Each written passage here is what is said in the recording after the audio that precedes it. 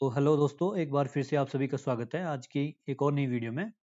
इस वीडियो में हम डिस्काउंट के टॉपिक को पढ़ने वाले हैं, जो कि बहुत ही इंपॉर्टेंट टॉपिक है। इसमें काफ़ी बार क्वेश्चन भी पूछा जाता है, कई एग्जाम्स में इसके क्वेश्चन आते हैं और बहुत ही इजी लेवल के क्वेश्चन रहते हैं। लेकिन इसमें क्या होता है ना, कुछ ट्रिक्स वगैरह का यूज़ करके ही ये क्वेश्चन आसानी सॉल्व होते हैं। अदरवाइज इन क्वेश्चन को करने में काफ़ी दिमाग ख़राब होता है। तो आज की वीडियो में हम इसी टॉपिक को पढ़ेंगे। वीडियो को शुरू करने से पहले एक बार देख लेते हैं, इसमें एक अनाउंसमेंट है एचपी पटवारी के लिए। एचपी पटवारी का हमने मैथ्स का बैच स्टार्ट किया है एक, जिसमें बेसिकली हम मैथ्स ही पढ़ाएंगे, ठीक है। और उसमें क्या रहेगा, आपका बेसिक टू एडवांस रहेगा सारा कुछ। पहले बेसिक कंसेप्ट सिखाएंगे, फिर उसमें एडवांस में कुछ ट्रिक्स वगैरह बताएंगे और आपको कुछ बेहतरीन क्वेश्चन की भी प्रैक्टिस करवाएंगे। तो ये कोर्स के कुछ फीचर है, इसको आप देख लेना पॉज करके। और हाँ, एक और बात है, इसमें जो पहले 10 कैंडिडेट होंगे उनको काफ़ी हैवी डिस्काउंट मिलने वाला है, ठीक है। और 15 फरवरी से ये बैच स्टार्ट हो रहा है, डेली 4 बजे शाम के लाइव क्लास होगी। ध्यान रखना, ये लाइव बैच है, ठीक है। लाइव बैच है, इसमें सारी लाइव क्लासेस होंगी। तो जल्दी ज्वाइन कर लीजिए ताकि ऑफर को आप मिस ना कर पाएँ। तो चलिए अब वीडियो को स्टार्ट करते हैं। तो सबसे पहला क्वेश्चन हमारे पास क्या दिया गया है, किसी वस्तु का अंकित मूल्य 400 है, वह 10% और 20% के दो क्रमिक बट्टों पर बेची जाती है। उस वस्तु का विक्रय मूल्य क्या है। अब यहाँ पे क्रय मूल्य को हम सीपी मानते हैं, कॉस्ट प्राइस, ये हमारे पास दिया हुआ है। उसके बाद दो क्रमिक डिस्काउंट दिए जाते हैं, मतलब पहले 10% दिया जाता है, उसके बाद उस पर 20% और दिया जाता है, उसके बाद वो उसका सेलिंग प्राइस बन जाता है। क्या बन जाता है वो हमने निकालना है। अंकित मूल्य क्या है, 400 रुपये है। तो कॉस्ट प्राइस होता है और सेलिंग प्राइस होता है, इसके बीच का डिफरेंस क्या होता है, प्रॉफिट। ये तो हमें पता है।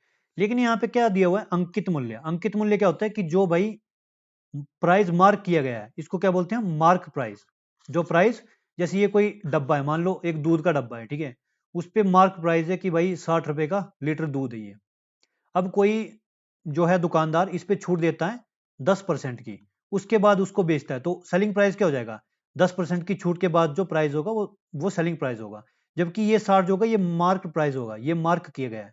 जबकि कॉस्ट प्राइस क्या होगा, मान लो उसको ये दूध का पैकेट पड़ा है 30 रुपए में, तो 30 रुपए क्या हो जाएगा, कॉस्ट प्राइस। तो ये चीजें होती हैं समझने वाली। तो देखते हैं हम अब इसको, हमने विक्रय मूल्य कैसे निकालना है। तो इसके लिए एक डायरेक्ट ट्रिक होती है। जो भी आपको यहाँ पे जो मार्क प्राइस दिया हुआ है 400 रुपये, इसको लिख लो, गुणा अभी जो पहले डिस्काउंट दिया गया 10% पहले डिस्काउंट मिला है, तो 100 में से उसको घटाना है। 100 में से 10 को घटाया, बटा 100 कर दिया, बटा 100 नीचे तो बटा 100 ही रहेगा। फिर से गुणा करो, अगर दूसरी बार डिस्काउंट दिया गया है तो 100 में से इसको भी घटा दो, बटा फिर से 100 कर दो। अगर तीसरी बार और डिस्काउंट दिया होता तो उसको भी हम यहाँ से गुणा करके वहां पे लिख देते, ठीक है। लेकिन हमें 2 बार का डिस्काउंट दिया, तो हम इसको जब निकालेंगे तो हमारे पास क्या आ जाएगा, उस वस्तु का विक्रय मूल्य मतलब सेलिंग प्राइस आ जाएगा। तो इसको कैलकुलेट करते हैं, 400 गुणा 90/100 गुणा 80/100। तो 100 तो इससे कट गया, 2 यहां से कट गए, तो कितना बना, 8 9 72, 72 गुणा 4 कितना होता है। तो इसको गुणा करते हैं, 72 इंटू 4 क्या होगा, यहाँ पे क्या हो जाएगा, 4 दूनी 8 हो जाएगा और 7 चौका 28 हो जाएगा, ठीक है, 288। तो 288 हमारे पास यहाँ पे आंसर आ जाता है। कौन सा है, ऑप्शन डी राइट आंसर है। तो ऐसे करके हमने डिस्काउंट के क्वेश्चन को सॉल्व करना है। तो चलिए अगला क्वेश्चन देखते हैं। अब अगला क्वेश्चन क्या दिया है हमारे पास, यहाँ पे किसी वस्तु को उसके अंकित मूल्य पर 14% का बट्टा देकर 430 में बेच दिया जाता है। अभी वहां पे यही कंसेप्ट आएगा, अंकित मूल्य। अंकित मूल्य मीन्स मार्क प्राइस, ठीक है, जो मार्क किया होता है प्राइस किसी भी कमोडिटी पे। तो अंकित मूल्य पर 14% का बट्टा देकर 430 में बेच दिया। तो मान लो अंकित मूल्य कुछ भी है, मान लो अंकित मूल्य 100 रुपये है, ठीक है। उस पर 14% का बट्टा दिया है, मतलब 14% का डिस्काउंट दिया है। तो इसको माइनस करेंगे ना हम, तो 100 का 14% कितना होता है, अंकित मूल्य पर। देखना ध्यान से देखना, जो ये डिस्काउंट होता है, जैसे जो बट्टा होता है ना, वो हमेशा अंकित मूल्य पर ही होता है, मार्क प्राइस पर ही बट्टा होता है। हम इसको जैसे पहले हम करते थे ना कि जो हमारा कॉस्ट प्राइस है उसके हिसाब से परसेंटेज निकालते थे, तो ऐसा इसमें नहीं चलेगा। जो इस पे लिखा हो ना कि अंकित मूल्य पर 14% का बट्टा, तो अंकित मूल्य मान लिया हमने 100, उस पर 14% का बट्टा मतलब उसी का 14%, तो कितना हो गया 86। 86 में उसने बेच दिया, ठीक है। तो वस्तु का अंकित मूल्य क्या है। अब यहाँ पे 430 में बेचा है और 430 की वैल्यू कितनी है, 86 है। तो यही हमने यहाँ पे मेन बात देखनी है। तो 86 को 430 के इक्वल कर दो, कर दिया। अब एक की वैल्यू क्या हो जाएगी यहाँ पे, 430 बटा 86, तो 100 की वैल्यू क्या होगी, गुणा 100 कर दो यहाँ पे, बस इजी हो गया ना। अब इसको कैलकुलेट करेंगे हम, तो इसको काटते हैं, यहाँ से क्या आएगा, पहले 2 से काटते हैं, 2 चौका 8, 2 3 6, 43 और 50 दूनी 100 हो गया ना। अब 43 से 43 सीधा ही कट गया, एक आ गया, मतलब 500 रुपये यहाँ पे हमारा ऑप्शन आ जाता है। तो 500 रुपये क्या होगा, अंकित मूल्य होगा वस्तु का। ऑप्शन सी राइट आंसर है। तो चलिए अगला क्वेश्चन देखते हैं। अब अगला क्वेश्चन है, एक व्यापारी किसी वस्तु का विक्रय मूल्य क्रय मूल्य से 20% अधिक अंकित करता है। क्या करता है व्यापारी, विक्रय मूल्य क्रय मूल्य से, अब क्रय मूल्य का ऑप्शन यहाँ पे देखो, क्रय मूल्य लिखा हुआ ना यहाँ पे, तो क्रय मूल्य को हम कंसीडर करेंगे। बेचते समय वह कुछ बट्टा देता है, उसे 4% की हानि होती है, वो बट्टा क्या है। विक्रय मूल्य कितना अंकित किया उसने, 20% अधिक अंकित किया हुआ है। मान लो उसका क्रय मूल्य 100 रुपया है, तो विक्रय मूल्य क्या होगा, 120 होगा ना।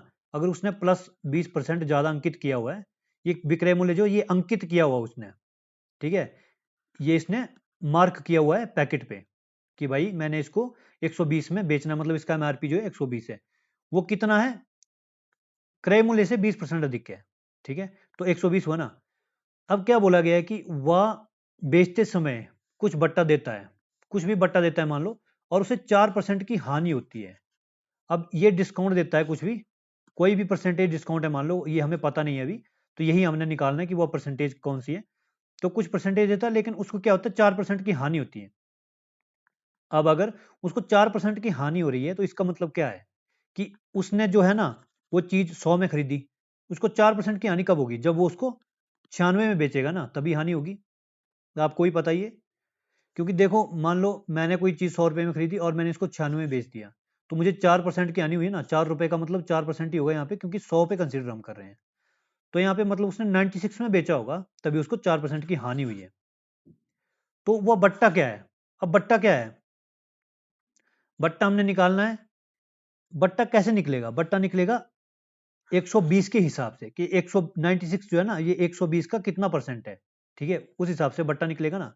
तो इसके लिए हम निकालते कितना परसेंट है, तो हम क्या करेंगे, हम इसको लिख देंगे 96, किसका कितना परसेंट है, 120 का, तो 120 लिख देंगे, गुणा यहाँ पे 100 कर देंगे। तो यहाँ से क्या आ गया, ये कट गया, 12 थे 96, तो क्या आ गया, 80 आ गया हमारे पास। अब 96 जो है ना, ये 120 का 80% है, तो 100% बनाने के लिए इसमें 20% ही जोड़ेंगे ना। मतलब क्या है कि इसने 20% डिस्काउंट दिया है, ठीक है, 20% डिस्काउंट दिया, तभी ये क्या हुआ, ये 120 से 96 पहुंचा। अगर 20% का 120 पे 20% का डिस्काउंट होगा ना, तभी ये 96 पे पहुंच जाएगा ना वापस। तो इसका मतलब क्या है कि 20% का डिस्काउंट इसने दिया है, ठीक है, तो ऑप्शन डी हमारा राइट आंसर हो जाएगा। अगला क्वेश्चन क्या है हमारे पास, किसी वस्तु का मूल्य 30% बढ़ाकर फिर उसे 10% व 10% के दो क्रमिक बट्टे दिए जाते हैं। अंतिम रूप से वस्तु का मूल्य क्या हो जाता है, 10% बढ़ जाता है, ये बढ़ जाता है, ये घट जाता है, या घट जाता है, क्या होता है, ये हमने निकालना है। अब किसी वस्तु का मूल्य 30% बढ़ाते हैं, पहले मान लो वस्तु का मूल्य अभी क्या है, 100 रुपये है, 30% बढ़ा दिया, 130 कर दिया, ठीक है, ये प्लस 30% करते हैं, 130 हो गया। अब क्या करता है वो कि इस पर दो क्रमिक बट्टे देता है, एक 10% एक बार फिर से देता है, एक बार 10% फिर से देता है। तो हम 130 के हिसाब से दो क्रमिक बट्टे निकाल लेते हैं अभी। तो 130 गुणा क्रमिक बट्टों के लिए क्या बोला था, इसको घटा दो, कैसे घटाना है, 100 में से घटाना है, तो यहाँ पे 90 आ जाएगा, यहाँ पे 90 बटा 100 गुणा 100, ये दो बट्टे दिए ना क्रमिक, पहले ये दिया, उसके बाद उस पर फिर से ये दिया। तो इसको फाइंड आउट करते हैं, ये 2 जीरो यहां से कैंसिल हो गई, 1 जीरो यहां से कैंसिल हो गई। अब इसको आपस में गुणा करते हैं, 13 9 117 गुणा 9 करते हैं फिर से। तो क्या होगा, ये 117 गुणा 9, 9 से 63 3 6, ये 9 एकम 9 6 15 5 1 आ गया, 9 एकम 9 और 1 10, तो 105.3 बच गया हमारे पास। मतलब क्या हुआ कि डिस्काउंट करने के बाद इसका फाइनल क्या बच रहा है, इसको पास 105.3 बच रहा है। इसका मतलब क्या, अंतिम रूप से वस्तु का मूल्य कितना है। अब पहले मूल्य था 100, ठीक है, ये था ना मूल्य, बाद में क्या हो गया 105.3, तो कितना बढ़ा, 5.3% बढ़ गया, ठीक है, इंक्रीज हो गया ये। तो क्या है हमारा option, option B right answer हो जाएगा, 5.3% बढ़ जाता है। तो चलिए अगला क्वेश्चन देखते हैं। अगला क्वेश्चन क्या है, 20% तथा 25% के क्रमिक बट्टों के समतुल्य एक अकेला बट्टा है। इस क्वेश्चन का मतलब क्या है कि अगर मान लो कोई भी मार्क प्राइस है, ठीक है, उस पर हम क्या करते हैं, पहले एक डिस्काउंट देते हैं, कितने का, 20% का, ठीक है, एक डिस्काउंट ये दिया। उसके बाद कोई वैल्यू बन गई, ठीक है, कोई भी वैल्यू बन गई यहाँ पे, उसके बाद हमने फिर से उस पर 20% का डिस्काउंट, सॉरी यहाँ पे 25 है, 25% का डिस्काउंट हमने फिर से दिया। तो इन दोनों का कुल मिलाकर डिस्काउंट कितना बनेगा, कि हमने टोटल मार्क प्राइस पे कितना डिस्काउंट दिया है, ठीक है। तो अब कोई ये नहीं बताएगा कि 20 और 25 45 होते हैं तो 45% बनेगा, ऐसा नहीं बनेगा। ये क्यों नहीं बनेगा मैं आपको बताता हूं, क्योंकि देखो पहले जो ये 20% दिया है, ये मार्क प्राइस पे था 20% डिस्काउंट, लेकिन जो ये 25% डिस्काउंट दिया है ना, ये जो यहाँ पे वैल्यू है, यहाँ पे जो वैल्यू है, इस पर ये 25% डिस्काउंट दिया गया है। तो इस पर जब 25% निकालेंगे तो कुछ और होगा, ये तभी ये 45 नहीं बनेगा। इसीलिए तो ये क्वेश्चन पूछा गया है, ठीक है, ये घुमा फिरा के क्वेश्चन पूछा गया ना, क्योंकि यहाँ पे देखो ऑप्शन में 45 भी दिया हुआ है, तो ये तो हरगिज नहीं होगा। तो क्या होगा इसको देखते हैं। इसके लिए हमारे पास एक डायरेक्ट फॉर्मूला होता है, वो आपने सीधा अप्लाई कर देना है।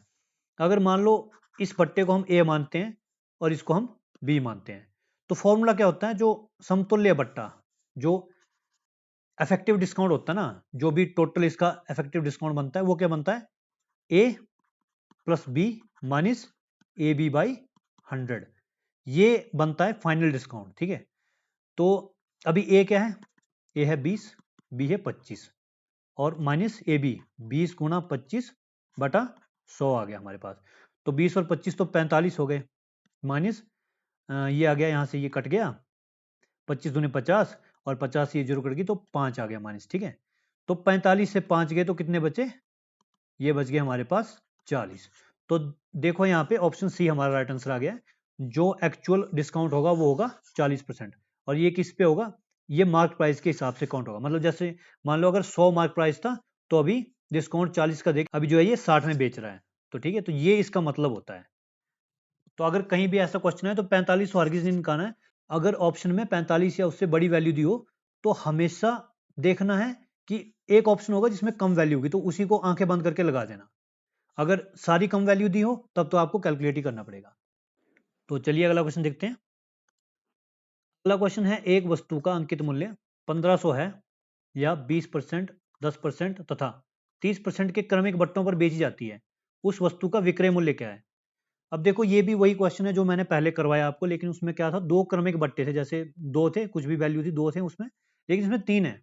तो तीन का कैसे निकालना है, जैसे मैंने पहले बताया था वैसे करना है। पहले इसको लिख लो, अंकित मूल्य को, अंकित मूल्य क्या है 1500, फिर गुणा क्या करना है, ये 20% का पहला बट्टा है, तो मतलब 100 में से घटा दो 80 आएगा ना, 80 बटा 100 आ गया। फिर से गुणा कर दो, कितना, ये 10% है, तो 100 में से घटा दो 90 बटा 100 आ गया। फिर से गुणा कर दो, 30% है, मतलब 70 बटा 100। हमने ऊपर वालों को सभी को 100 में से घटाया ना, तभी आया ये। अब जो जो कट रहे हैं उनको काट दो, ये कट गया, यहां से कट गया, यहां से ये कट गया, ये यहां से कट गया, एक 10 बचा ना नीचे, तो 15 गुणा 8 गुणा 9 गुणा 7 बटा 10 बच गया। तो इसको कैलकुलेट करते हैं। 15 8 क्या होता है 120, और 9 7 होता है 63, ठीक है। तो बटा 10 है, 10 से ये कट गया ना। अब इसको गुणा करते हैं, 63 गुणा 12, तो 12 तीन होते हैं 36, और 12 छः का होता है 72, 72। यहाँ पे 6 3 2 5 और 7, तो 756 हमारे पास आंसर आ जाता है। यहाँ पे ऑप्शन ए राइट आंसर हो जाता है हमारा, ठीक है। तो ऐसे करके हमने इन क्वेश्चंस को करना है।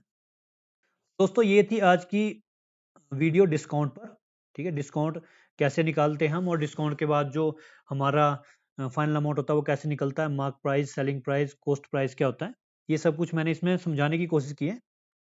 तो मैं आशा करता हूँ कि आपको ये वीडियो अच्छी लगी है, और अगर आपको एचपी पटवारी की तैयारी करनी है तो हमारा बैच ऑलरेडी स्टार्ट होने वाला है 15 फरवरी से। आप उसमें ज्वाइन कर सकते हैं, फीस मैंने बहुत ही कम रखी हुई है, उसमें मैं आपको सारी जानकारी दूंगा डिटेल में, कैसे कौन से क्वेश्चन को कैसे अटेम्प्ट करना है, और एक क्वेश्चन को करने के कई तरीके मैं आपको बताऊंगा, जिससे एग्जाम में क्या होगा कि आप कंफ्यूज नहीं होंगे और अच्छे तरीके से आप क्वेश्चंस को अटेम्प्ट कर पाएंगे। तो चलिए दोस्तों, इस वीडियो को यहीं समाप्त करते हैं। मिलते हैं एक और नई वीडियो में, तब तक के लिए धन्यवाद। जय हिंद, वंदे मातरम।